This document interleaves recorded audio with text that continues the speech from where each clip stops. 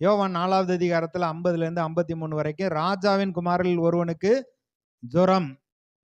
அப்ப இயேசுவினிடத்துல போறப்ப அவர் சொல்றாரு, அற்புதம் அடையாளங்களை கண்டால் ஒழிய நீங்க நம்ப மாட்டீங்க அப்படின்னு. அவன் கேட்கிறான், ஆண்டவரே என் மகன் சாகறதுக்குள்ள நீர் வர வேண்டும். அப்ப இயேசு சொல்றாரு, நீ போகலாம், உன் குமாரன் பிழைத்து இருக்கிறான். இயேசு சொன்ன வசனத்தை நம்பி அவன் வீட்டுக்கு போறான். வீட்டுக்கு போனா அவனுடைய குமாரனுடைய அந்த ஜுரம் நீங்கி அவன் ஆரோக்கியமா இருக்கிறான். வேலைக்காரங்கள்ட்ட கேட்கிறான், எப்ப அவனுக்கு சரியாச்சு, சுகமாச்சு, காய்ச்சல் நீங்கினதுன்னு கேட்கிறப்ப 7ஆம் மணி வேலை. அப்ப இயேசு சொன்ன நேரத்தை கரெக்டா அவன் நோட் பண்ணிட்டு அங்க போய் கேட்கிறான். அந்த வேலையிலேயே இங்கே சுகம் உண்டானது. கர்த்தர் சமீபத்துக்கும் தூரத்துக்கும் தேவனா இருக்கிறார். அநேகர் கேட்கிறாங்க, ஆண்டவரே எங்க இருக்கீங்க கேட்டா, அவர் உன் பக்கத்துல தான் இருக்கேன், உன் வலது கையை பிடிச்சு துணையா இருக்கேன், என்னை உன் உள்ளங்கையில வரைஞ்சு வச்சிருக்கேன், முற்புறத்திலும் பிற்புறத்திலும் நான் இருக்கிறேன். ஆனா இவங்களுக்கு தெரியல, வசனம் சொல்லி இருக்கு. அதை விட்டுட்டு நீர் எங்கே இருக்கிறீர்? அவர் அங்கேதான் இருக்கிறார்.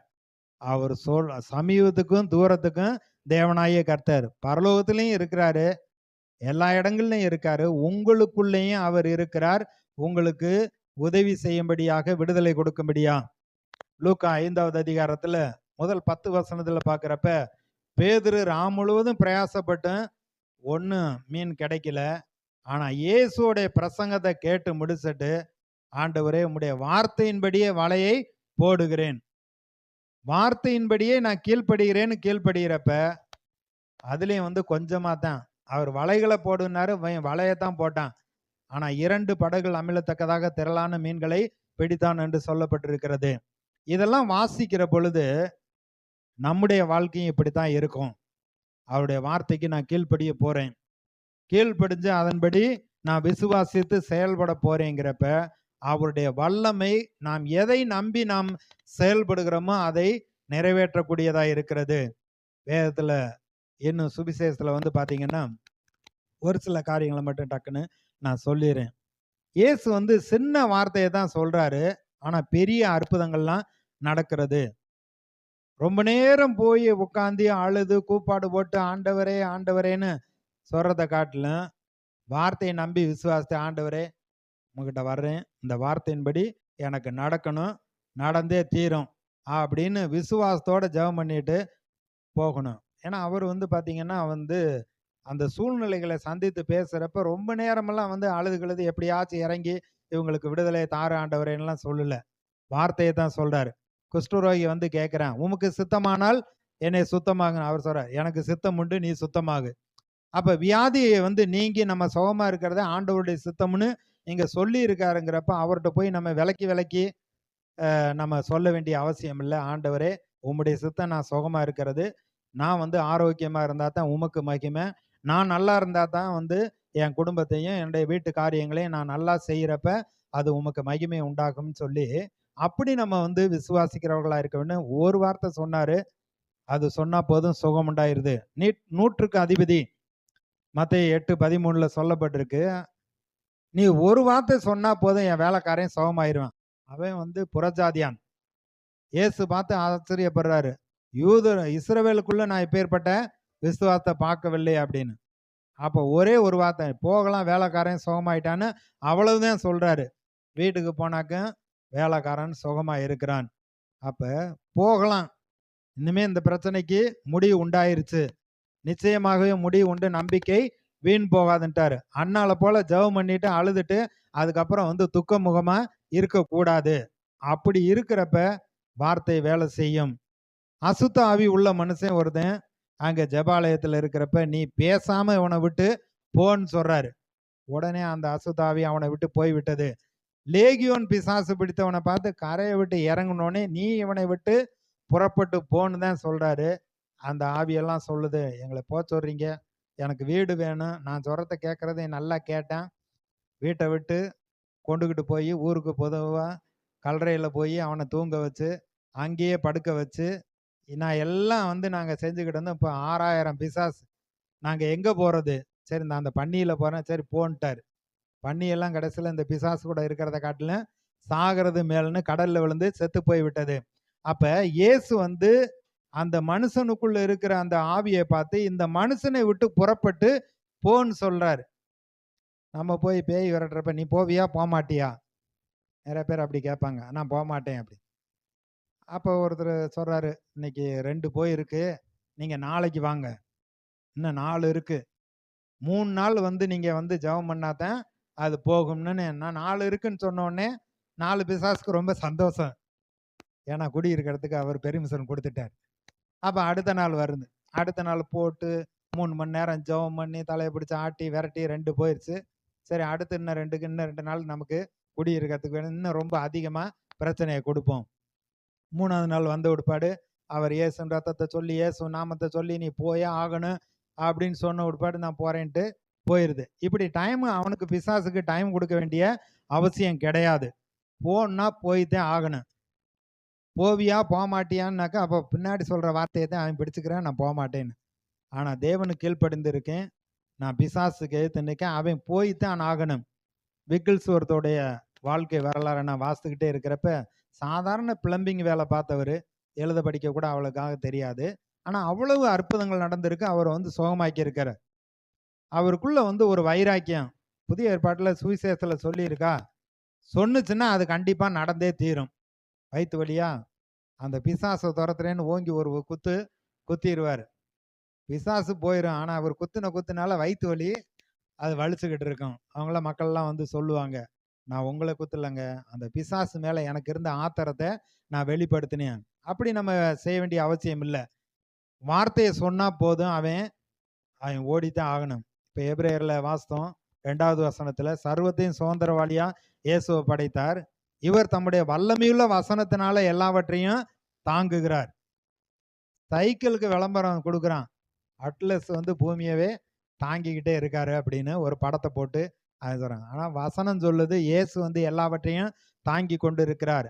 அவருக்கு முன்னாடி அவரால் சிருஷ்டிக்கப்பட்ட பிசாசு ஒண்ணுமே கிடையாது. அவனை ரொம்ப பெருசாக்கி ஐயோ இவனை செஞ்சுட்டாங்க, பிள்ளைச்சனை பண்ணிட்டாங்க, ஏவல் பண்ணிட்டாங்கன்னு அவனை பெருசாக்கி அவனுடைய காரியங்களை பெருசாக்குறது அப்படியெல்லாம் செய்ய வேண்டிய அவசியம் இல்லை. அவன் ஓடி போகிற பிசாசு, கால் கடியில் கிடக்கிற பிசாசு. ரோமர் 16:20 சொல்லப்பட்டிருக்கு, சமாதானத்தின் தேவன் சாத்தானை நம்முடைய கால்கள் கீழே நசுக்கி போட்டு இருக்கிறார்.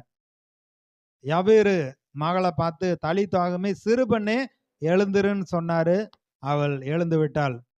கொன்னை வாயை உடைய ஒரு செவிடனை பார்த்து வானத்தை பார்த்து எப்பத்தான்னாரு சொல்லிட்டு திறக்கப்படுவாயாக அப்படின்னா அவனுடைய வாய் திறந்து அவன் பேசினான்.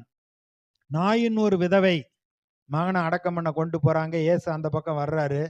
வந்து அவளுடைய அழுகலை பார்த்துட்டு அழுகாதேன்னு சொல்லிட்டு பாடையை தொட்டு வாலிபனே எழுந்துருன்னு சொன்னாரு. மரித்து போனவன் உயிரோடு எழும்பினான். 18 வருடம் கூனியா இருந்தவள் ஜபாலயத்தில் இருந்தாள். அவளை பார்த்து சொல்றாரு, உன் பலவீனத்திலிருந்து விடுதலை ஆக்கப்பட்டாய். இப்ப இயேசு உங்களை பார்த்து வந்து சொல்ற, எனக்கு 3 வருஷமா 4 வருஷமா பலவீனமா இருக்குன்னா அவர் சொல்லுவாரு, இந்த வசனத்தின்படி நீ பலவீனத்திலிருந்து விடுதலை ஆக்கப்பட்டாய்.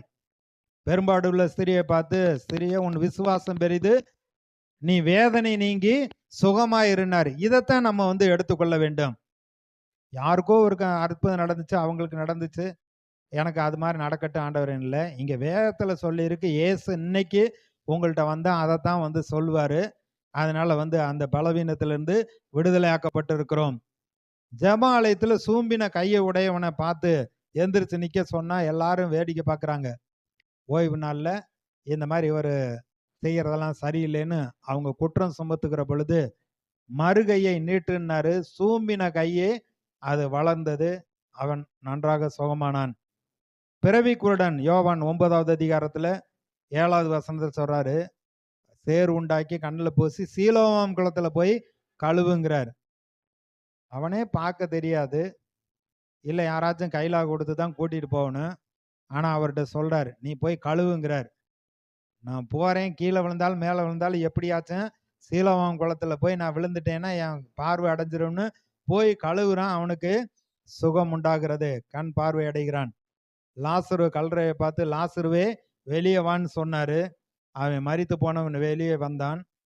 பேதுரு படகுல சீசர்கள் போய்கிட்டு இருக்கிறப்ப இயேசு சமுத்திரத்துல நடந்து வருகிறார். ஆவேசம்னு பயப்படுறாங்க. அவர் பிள்ளைகளே பயப்படாதிருங்க, நான் தான் அப்படிங்கிறார். பேதுரு கேட்கிறார், நீரே ஆனால் நானும் சமுத்திரத்துல நடந்து வர எனக்கு உத்தரவுணுங்கிறப்ப வான்னு சொன்னாரு. கடல் மீது தண்ணீர் மீது நடந்தான். சூழ்நிலை கண்டு பயப்படுகிற பொழுதுதான் அவனை தூக்கி விடுகிறார். சீசர்கள் இயேசுவை தூங்க வச்சுட்டு இவங்க படகுல போறாங்க. காற்றடிக்குது, கடல் கொந்தளிக்குது, படகு நிரம்பத்தக்கதாக தண்ணி எல்லாம் அங்கே வருகிறது. அவங்க பார்க்குறாங்க, முயற்சியெல்லாம் ஒன்றும் செய்ய முடியல. பாய்மர கப்பலை அங்கிட்டும் இங்கிட்டும் இழுத்து நங்கூரம் போட்டு பார்க்குறாங்க, ஒன்றும் செய்ய முடியல. இயேசுவை தட்டி எழுப்புறான், ஐயரே நாங்கள் மடிந்து போகிறோம், உமக்கு கவலை இல்லையா அப்படிங்கிறப்ப அவர் எழுந்து உங்க விசுவாசம் எங்க போகுதுன்னு கேட்டு, காற்றேறாதே கடலே அமைதலாருன்னு சொன்னார். மிகுந்த அமைதல் உண்டானது. இப்படி இயேசுடைய வாழ்க்கையில நடந்த காரியங்களை சிறிய வார்த்தையை சொன்னாரு, பெரிய அற்புதங்கள் நடந்தது. அந்த சிறிய வார்த்தையை நாம் உறுதியாக பற்றி கொண்டோமானால், அந்த வியாதி உள்ளவர்களுக்கு எப்படி விடுதலையும் சுகமும் அற்புதம் நடந்ததோ, நமக்கும் கர்த்தர் அப்படித்தான் செய்வேன் என்று வாக்கு பண்ணி இருக்கிறார். நம்ம இதை விசுவாசிப்போம், இதை ஏற்றுக்கொள்வோம். தேவனும் அவருடைய வார்த்தையும் ஒன்று.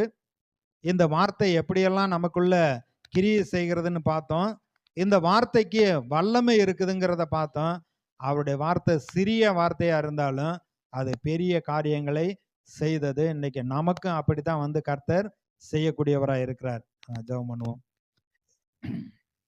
எங்களை நேசிக்கிற நல்ல தகப்பனே, நாங்கள் ஸ்தோத்தரிக்கிறோம். இந்த வார்த்தைகளுக்காக நாங்கள் நன்றி சொல்லுகிறோம் கர்த்தாவே. நாங்கள் குறைவுள்ளவர்கள் கர்த்தாவே. இயேசு நீர் நிறைவாக வருகிற பொழுது எங்களுடைய குறைவுகள்லாம் எங்களை விட்டு நீங்குங்க கர்த்தாவே. எங்களுடைய பாவங்கள், சாபங்கள், தரித்திரம், அவிசுவாசம், தோல்வி, வியாதி, கவலை, ஆண்டவரே எல்லாம் கடன்கள் எல்லாம் எங்களை விட்டு நீங்குங்க கர்த்தாவே. நீர் ஐஸ்வர்ய சம்பன்னர், நீர் எங்களுடைய பரிகாரி, நீர் எங்களுடைய ஆத்தும நேசராக இருக்கிறீர், நல்ல மணவாளனாக இருக்கிறீர், நல்ல ஆண்டவராக இரட்சகராக மீட்பராக இருக்கிறீர் கர்த்தாவே. நீர் எங்களுக்கு போதும் என்று சொல்லுகிறேன் கர்த்தாவே. எங்களுடைய குறைவுகளை நிறைவாக்குகிற தேவன் கர்த்தாவே. எங்களோடு இருக்கிறீர், எங்களுக்குள்ளே இருக்கிறீர், எங்களோடு வருகிறீர்.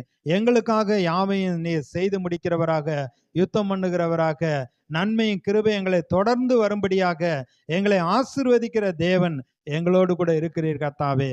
இந்த வெளிப்பாட்டிற்காக, இந்த வார்த்தையின் சத்தியத்திற்காக உமக்கு நாங்கள் நன்றி சொல்லுகிறோம் கர்த்தாவே. அதை எங்களுடைய ஆவியிலே நாங்கள் மனதிலே ஏற்றுக்கொள்ளுகிறோம் கர்த்தாவே. அதன்படி செய்ய தீர்மானிக்கிறோம் கர்த்தாவே.